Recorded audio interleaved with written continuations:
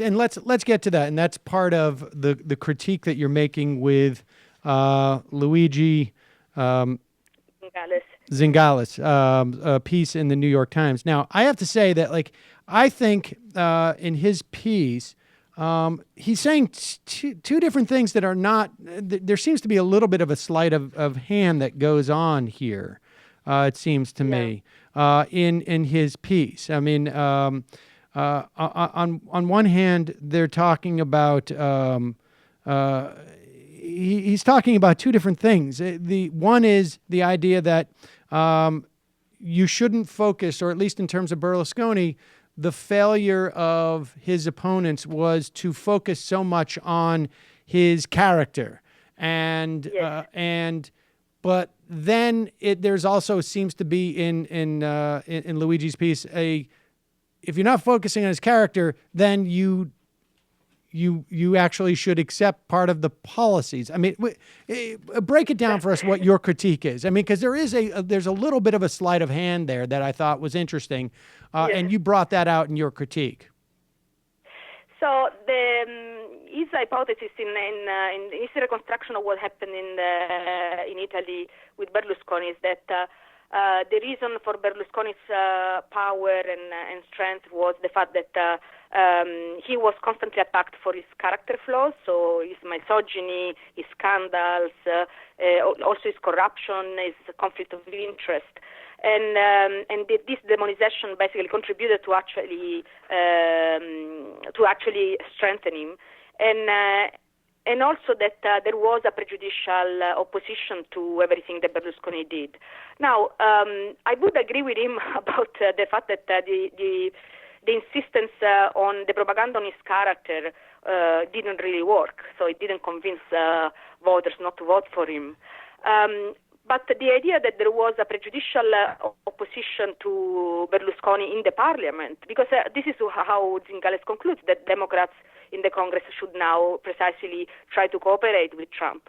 But the problem with this is that actually the center-left parties in Italy did cooperate with Berlusconi. They even tried to pass a constitutional reform with Berlusconi. So it is a bit bizarre to think that the problem was the prejudicial opposition to Berlusconi in parliament. I think the reasons for Berlusconi's power lie absolutely elsewhere, certainly not in the unwillingness of the center-left to cooperate with him on some policies. Actually, probably the contrary is true. The compromises made by the center-left with Berlusconi actually helped Berlusconi. For example, the fact that the center-left refused to pass a law on the conflict of interest. So in other words, they didn't do anything to actually undermine the monopoly of the media that Berlusconi had. So in this sense, actually, they somehow protected him. So I was a bit surprised by this reconstruction by Zingales. Yeah, I was struck by it too. I mean, it's a little bit confusing. It is one thing, and I agree with the. I should say it seems a very reasonable critique, particularly after the failure of the Clinton campaign, which it seems to me and never criticized Donald Trump on policy at any point. It was always about fitness for office.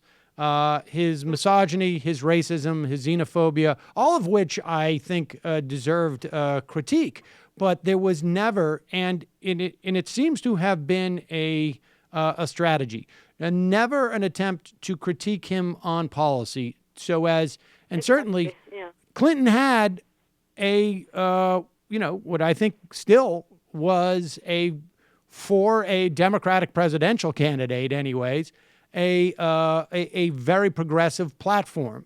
However, she did not run on that in the general election. I mean, I don't think there's any dispute about that. That's not what they emphasized at any point. That's not what she was talking about at any point in any meaningful way, and certainly not critiquing him. But that's not what Luigi is saying here. He's sort of taking another step by saying, like, oh, and then if you do have a policy critique, you should sort of cave on it. Is that yeah, exactly. And by the way, so the the problem is quite similar to what happened in Italy, contrary to what Zingales said, in the sense that precisely center-left forces in Italy, for over the course of the years, they constantly attacked Berlusconi on his character, but they didn't really break with Berlusconi concerning actual policies, particularly issues that had to do with constitutional reform, or which had to do with the reform of the public education system. So on the one hand, yes, they were criticizing him, but on the other hand, there was also an element of continuity between Berlusconi's policies and center-left policies. And this was the major problem, that they were really not so entitled to criticize his austerity and neoliberal policies, because they were the first ones who were carrying them on. So this was, I think, actually the main problem in the form of that anti-Berlusconism took in Italy. So it was a constant insistence on Berlusconi's fascism, the danger for democracy, his ridiculous character, the fact he was a buffoon, that we were ashamed of him at the international meetings and so on, but without ever really suggesting or putting forward an alternative project on policies that had to do with the concrete life of Italian people and of migrants in Italy. So I think this was the... Hey, it's Sam Seder. Why don't you subscribe to this channel? You can do so right over here. Subscribe.